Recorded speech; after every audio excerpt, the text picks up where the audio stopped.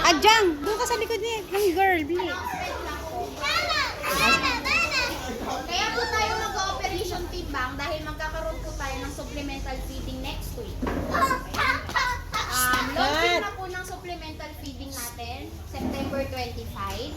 Kaya po kailangan naming malaman kung ano yung timbang at taas ng anak ko bago tayo mag-feeding. Para po malaman namin kung meron bang malnourished, meron bang stunted, or hindi, akma yung taas niya sa edad niya.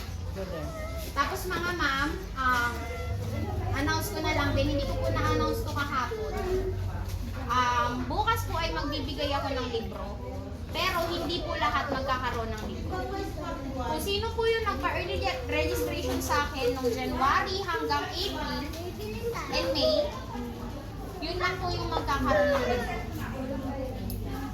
So yung early registration ko po ay 30 na bata.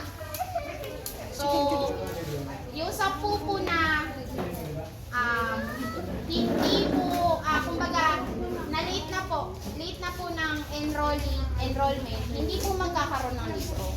So, kung ano po yung gagawin natin sa libro, kailangan po natin ipa-photocopy.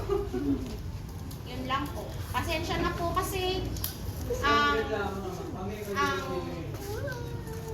ang bigay po kasi sa amin na libro ng munisipyo ay kung ano po yung bilang na ipinasa namin noon sa early registration. So